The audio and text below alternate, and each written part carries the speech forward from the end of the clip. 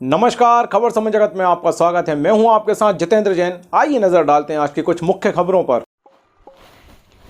Bhopal Madhya Pradesh BJP के 9 नेताओं ने बीजेपी को छोड़ कांग्रेस का दामन थामा है। इन नेताओं ने प्रदेश कांग्रेस कार्यालय में सदस्यता ग्रहण की है।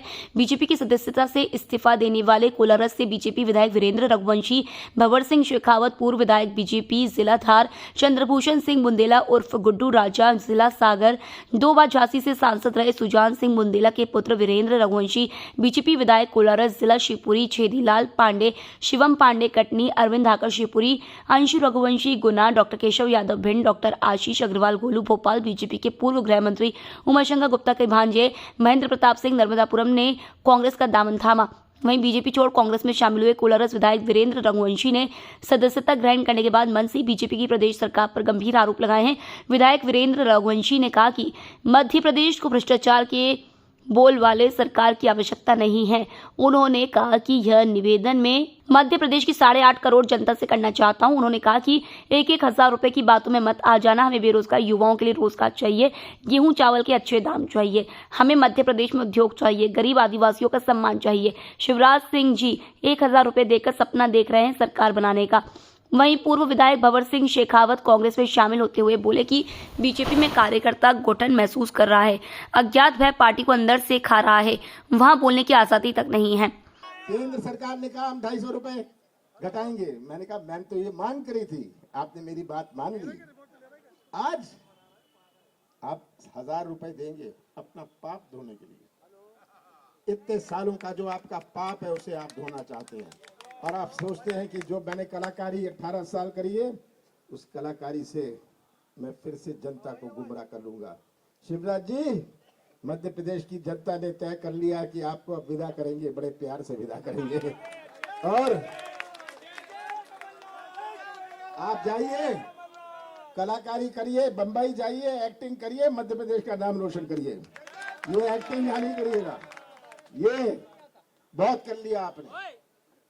आज जहां देखो आफत। चौपट हमारी शिक्षा व्यवस्था, चौपट हमारी स्वास्थ्य व्यवस्था, चौपट हमारा रोजगार, चौपट हमारी अर्थव्यवस्था, चौपट हमारा कृषि क्षेत्र। ये चौपट प्रदेश, भ्रष्टाचार प्रदेश, घोटाला प्रदेश। कितने घोटाले कहां गिनाऊं? 250 घोटाले तो पिछले कई सालों में हो गए। कभी पटवारी का सुन लेते हैं, कभी कुछ सुन लेते हैं। ये कहीं ना कहीं घोटाला। रोजगार के लिए पैसे दो, रोजगार लो, इससे आप सब परिचित हैं। तो मैं तो आपसे यही निवेदन करता हूं, एक रक्षक के रूप में। 4 महीने बचे हैं, आपको रक्षक के रूप में, बस कांग्रेस कार्यकर्ता, कांग्रेस नेता के रूप में नहीं, एक भविष्य के रक्षक के रूप में आप सबको जुट जाना है और मध्य प्रदेश को बचाना है। इनसे बचाना है। ये सब कलाकारी का उपयोग करेंगे, इनके पास बचा क्या है? पुलिस, पैसा और प्रशासन। कर लें इसका उपयोग। अब तो प्रशासन भी समझने लग गया है, सही बात है ना, समझने लग गया है। प्रशासन भी अपना भविष्य सुरक्षित रखना चाहती है और मैं तो कहता हूं आप अपना भविष्य सुरक्षित रखिएगा। कमलनाथ 2018 के मॉडल नहीं है, 2023 के मॉडल हैं। हम आप सबसे हिसाब लेंगे। आप सब जो सामने खड़े हैं, ये पुलिस और प्रशासन का सर्टिफिकेट आप लोग देंगे। यही आपका सर्टिफिकेट होगा। ये आज भारतीय जनता पार्टी समझ रही है। जितना समेटो समेट लो। 3,30,000 करोड़ रुपए कर्जा ले लिया। ये कर्जा का किया क्या हमारे संविदा वालों को फायदा हुआ? क्या हमें अतिथि शिक्षकों को फायदा हुआ? क्या हमारे आउटसोर्स वालों को फायदा हुआ? ये 3,30,000 करोड़ रुपए का किया क्या, मैं पूछता हूं। मैं बताता हूं क्या किया। बड़े बड़े ठेके दिए पिछले 10 महीने में, बड़े बड़े ठेके दिए और 25% कमीशन, 50% कमीशन अपनी जेब में रख ली ताकि जितना समेट सके ठेके दो, योजना बाढ़ में जाए। आज मध्य प्रदेश में जितनी योजना नहीं है उससे ज्यादा तो रुकी हुई योजना है। आपके जिले में होगी, रुकी हुई, काम नहीं हो रहा। क्यों? कि जो ठेकेदार था उसने तो कमीशन दे दी, अब वो कैसे कंप्लीट करेगा? ये हालात है, ये प्रदेश के हालात है। हमारी सरकार बनी थी, जाइएगा जनता के बीच में, हमें कोई माफी नहीं मांगनी। हमने अपनी नीति और नियत का परिचय दिया और मध्य प्रदेश की जनता गवाह है। अगर हमने 27 लाख किसानों का कर्जा माफ किया, कौन सा गलती करी मैंने? अगर 100 रुपए 100 यूनिट बिजली दी, कौन सी गलती करी? कौन सा पाप, कौन सा गुनाह किया? अगर मैंने गौशाला बनाए, 1000 गौशाला बनाए, कौन सा पाप मैंने किया? 15 महीनों में, जिसमें से 2.5 महीने लोकसभा चुनाव और आचार संहिता में, ये 11.5 महीने में आपको सिर कभी झुकाना नहीं पड़ेगा। आप कांग्रेस के बारे में बात कर सकते हैं कि ये कांग्रेस की सरकार थी। आप तो छाती फूंक के कह सकते हैं जनता के बीच में कि कांग्रेस की सरकार थी, आप गवाह हैं। पेंशन बढ़ाई, सब कुछ जो किया, मैं दोहराना नहीं चाहता, पर ये सब जनता के सामने है। सबसे बड़े गवाह हमारी जनता है, हमारे मतदाता है। और मुझे मध्य प्रदेश के मतदाताओं पर पूरा भरोसा है। कितनी भी कलाकारी कर ले, कितने भी प्रलोभन शिवराज सिंह दे दे, मध्य प्रदेश के मतदाता आज 10 साल पहले के मतदाता नहीं है, वो आज 2023 के मतदाता हैं। सब समझते हैं, जिनको आप ज्ञान देने जाते थे वो आपको ज्ञान देने के लिए तैयार है। और ये सब मिलकर अपने परिवार का, अपने बच्चों का, अपने बहनों का भविष्य सुरक्षित रखेंगे और फिर से मध्य प्रदेश के विधानसभा में कांग्रेस का झंडा लहराएगा। आप सबका बहुत बहुत धन्यवाद। भ्रष्टाचार, ये 50% से अधिक जो भ्रष्टाचारी सरकार है, इसका खात्मा करने के लिए आए हैं। आदिवासी, गरीब, अनुसूचित जाति, नौजवान, महिला, वो जिस प्रकार से उत्पीड़ित हैं, उस उत्पीड़न को खत्म करने आए। भोपाल तो राजधानी, मुझे आदरणीय कमलनाथ जी बता रहे थे और शायद आज के अखबार में छपा है कि पिछले 1 साल से हमारी एक बहन बेटी के साथ हर रोज बलात्कार की घटना भोपाल में होती है। 18 साल में शिवराज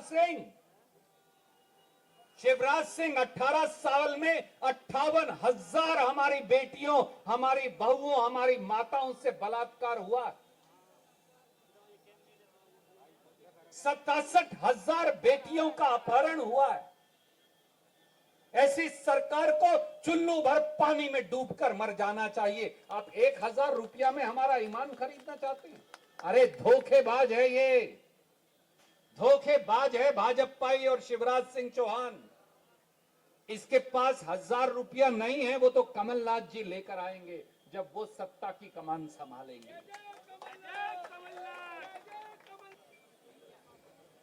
आदर के योग्य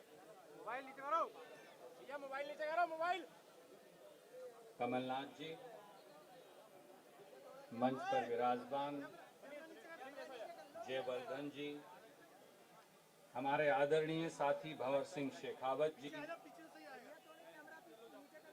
हमारे नौजवान साथी जिनकी बात आपने सुनी और जिनके लिए आप आए हैं, भाई गुड्डू जी, चंद्रभूषण जी, वीरेंद्र रघुवंशी जी, महेंद्र प्रताप सिंह जी, छेदीलाल पांडे जी, शिवम पांडे जी, अरविंद धाकड़ जी, अंशु रघुवंशी जी, डॉक्टर केशव यादव जी, दिनेश परिहार जी, आशीष अग्रवाल जी, अवधेश जी और मेरे बहुत ही आदरणीय हमारे जो अग्रज भी हैं, माननीय गोविंद सिंह जी, मंचा सिंह, सभी साथियों।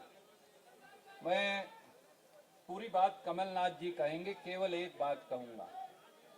शायद गुड्डू भाई कह रहे थे या फिर भंवर सिंह जी कह रहे थे या वीरेंद्र भाई कह रहे थे कि पिछली बार 13 मंत्री हारे थे, इस बार 13 को उल्टा कर दीजिए, 31 हारने वाले। पहले 13 थे, अब 13 को उल्टा करिए तो 31 बनता है।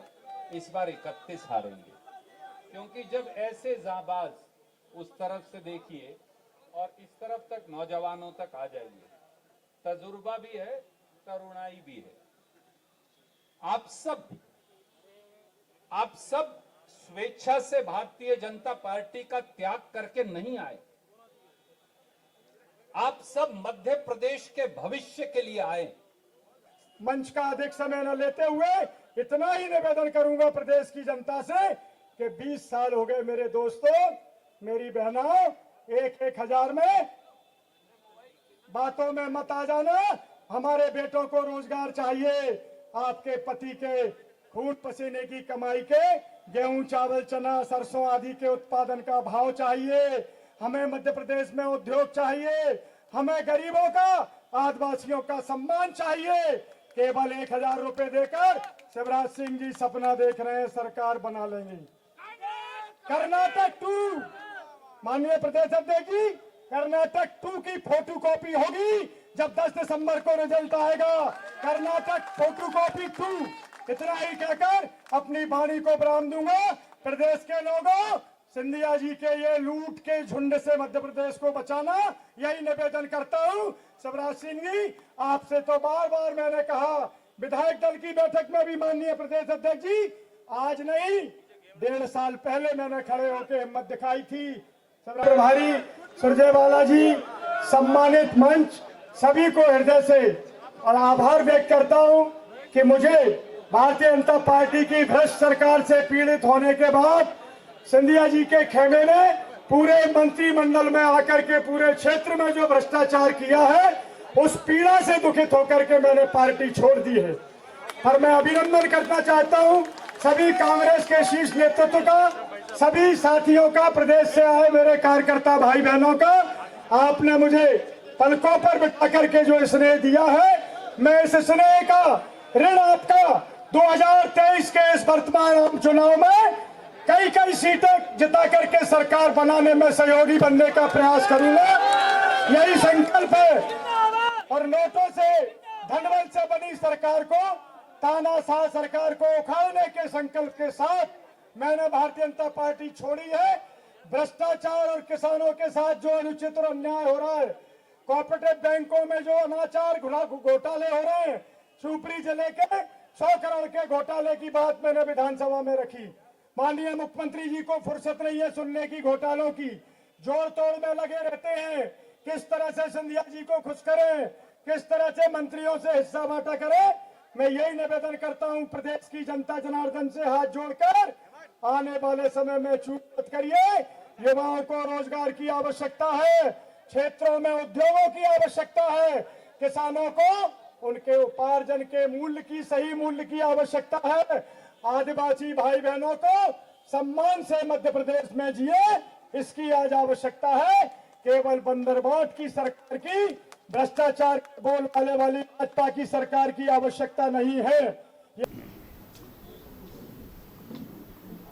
मेरे अनुज और मेरे पुराने सहयोगी बालमुकुंद जी, गौतम साहब, मेरे बहुत पुराने कॉलेज के साथी भी और मेरे छोटे भाई भी, समझ भाई के मिश्रा जी, पत्रकार बंधु, आज का अवसर थोड़ा सा विशेष है। मैंने भारतीय जनता पार्टी में 55 साल काम करने के बाद एक ऐसे मुकाम पर आकर के एक ऐसा निर्णय किया जो आज देश को, प्रदेश को बहुत आवश्यक था। मैंने भारतीय जनता पार्टी नहीं छोड़ी है, भारतीय जनता पार्टी ने मुझे छोड़ा है। भारतीय जनता पार्टी अब अंतर्राष्ट्रीय पार्टी हो गई है। अब वो सर्टिफिकेट कहाँ से लाए वो तो मुझे नहीं मालूम, लेकिन इतनी बड़ी पार्टी में अब हम सरीके लोग जो काम कर रहे हैं, काम करके पार्टी को खड़ा कर रहे हैं, पार्टी की नींवें मजबूत करने का काम जिनके जुम्मे था, आज उनके लिए कोई स्थान नहीं है। पिछले कुछ समय से मैं देख रहा हूँ, करीब 5, 6, 7 साल से, कि भारतीय जनता पार्टी का जो संगठन है वो ऐसे लोगों के हाथ में आ गया है जिनका संगठन से कोई लेना देना नहीं। आज के वर्तमान में जो संगठन चला रहे हैं, भारतीय जनता पार्टी के कार्यकर्ताओं को, पुराने कार्यकर्ताओं को, नींव के पत्थरों को, जिनका पूरा जीवन पार्टी को चलाने में लग गया, उनको पहचानने का अवसर उनके पास नहीं है। उनके पास समय भी नहीं है कि वो ऐसे कार्यकर्ताओं से बात करके उनकी बात को सुन सकें, अपनी बात कहने का कोई प्लेटफॉर्म भारतीय जनता पार्टी में हो। ऐसा सारे साधन चूक गए। इसलिए मैंने कहा ना कि I have not left the party, BJP has left me, they have forced me to remove. Party से जब मुझे ये लगने लगा कि अब एक अज्ञात मार्गदर्शक मंडल का गठन हुआ हो चुका है, वो ऐसी काल कोठरी है जहाँ पर कब किसी अडवाणी जी से लेकर किसको कहाँ भेज दिया जाएगा। और जब हमको ये लगा कि उस अज्ञात काल कोठरी जो है, जिसको मार्गदर्शक मंडल के नाम से जाना जाता है, उसकी तरफ जब हम धकेले जा रहे हैं, तो बजाय इसके उस काल कोठरी में घुट घुट करके अपने दम को तोड़ने से बजाय फील्ड में जनता के बीच में जाएं और जो कुछ है जंगे मैदान में अगर हमारा अंत होगा तो ज़्यादा अच्छा होगा। तो हमने आज ये लाइन पकड़ी है कि बजाय काल कोठरी के अंदर, मार्गदर्शक मंडल के अंदर जाने के बजाय जनता के बीच में, जनता की अदालत में, जनता के लिए जाएं। और कांग्रेस से अच्छा उसके लिए कोई प्लेटफॉर्म मुझे नहीं दिखाई दिया। आज कांग्रेस देश की आवश्यकता है। देश एक बहुत बड़े संकट की ओर मुड़ चुका है, एक गंभीर संकट की तरफ मुड़ चुका है। भारतीय जनता पार्टी के अंदर एक ऐसा वातावरण है कि कोई व्यक्ति उन्मुक्त हवा में सांस नहीं ले सकता। कोई सीनियर से लेकर जूनियर तक कोई व्यक्ति अपनी बात कह नहीं सकता। भय और आतंक का ऐसा वातावरण मैंने पिछले 55 साल के अंदर कभी अपने जीवन में नहीं देखा।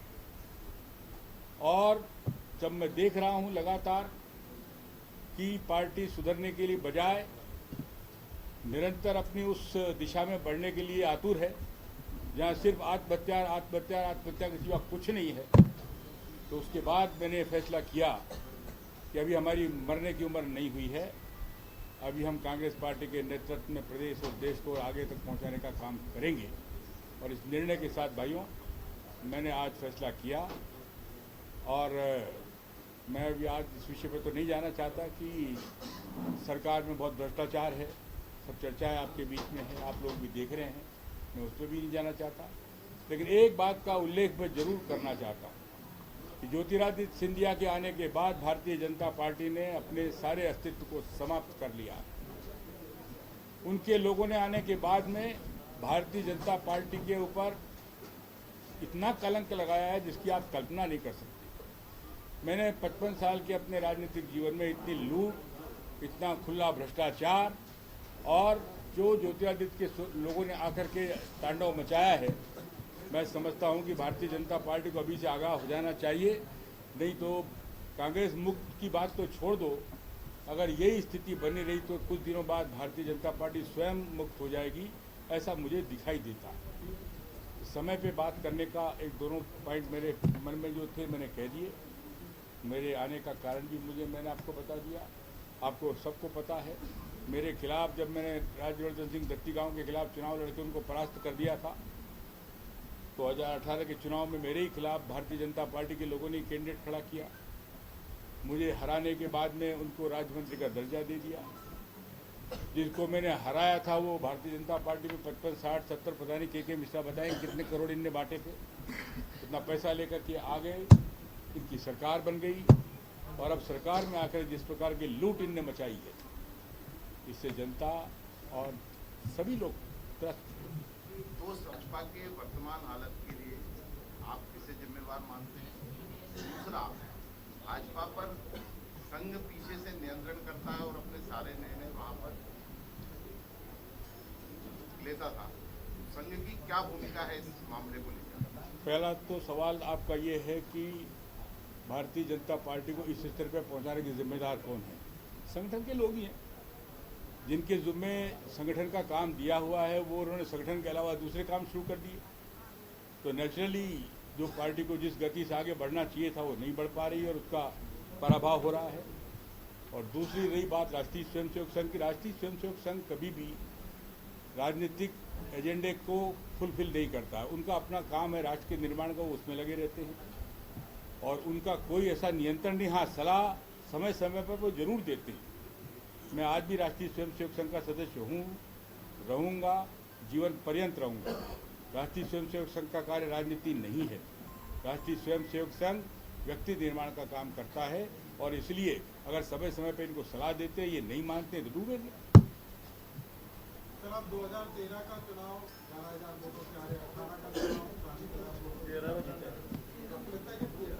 फायदा होगा आपके आने से? देखिए, ये तो जैसे गोदी मीडिया का सवाल है वैसा है ये। हाँ, वैसा है। 40,000 का फिगर कहाँ से लाए बेटा? कौन कितने से हारे का झगड़ा नहीं है। वो कितने से हारे थे ये तो देखो, जिनका संदेश आप लेके आए हो।